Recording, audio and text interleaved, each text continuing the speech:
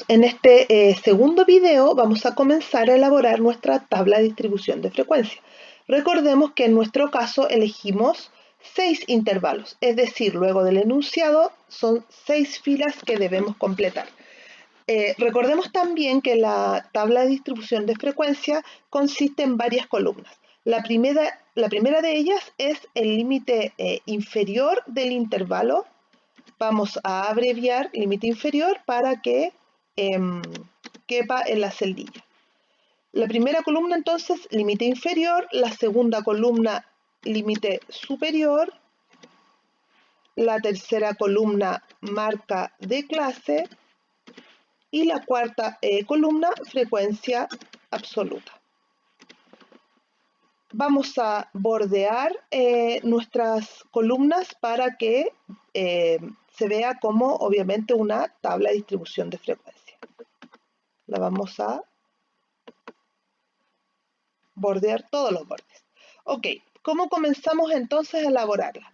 En el primer intervalo, el límite inferior es el valor mínimo encontrado, que en nuestro caso es 9. Por lo tanto, colocamos el símbolo es igual y seleccionamos el valor mínimo, y ese sería el límite inferior de nuestro intervalo. Luego el límite superior es igual, límite inferior, más la amplitud, que en nuestro caso es 3. Y queda listo entonces el límite superior, inferior y superior de nuestro primer intervalo, de 9 a 12. Luego en el segundo intervalo, el límite inferior va a ser 12 más 1, ya que está incluido el 12 en el primer intervalo. Entonces, es igual, selecciono el límite superior anterior, más 1, y obtengo el número 13. Luego, el límite superior es igual, el límite inferior, más la amplitud, que en nuestro caso es 3. Como queremos arrastrar a partir de aquí esta fórmula, debemos fijar la amplitud 3, es decir, la celda de 21 en mi caso. Para fijarla entonces debo escribir el símbolo peso entre la letra y el número, así Excel entiende que esta celdilla va a quedar fija. ¿Ok?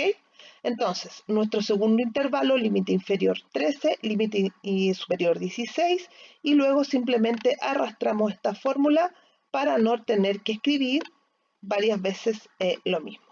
Y así entonces queda automáticamente seleccionados nuestros límites de nuestros 6 intervalos.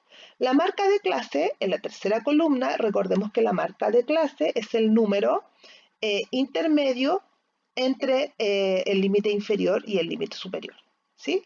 Entonces, para ello, escribimos el símbolo es igual, abrimos paréntesis, límite inferior más límite superior, cerramos paréntesis, dividimos en 2 y encontramos el punto medio entre nuestros dos límites.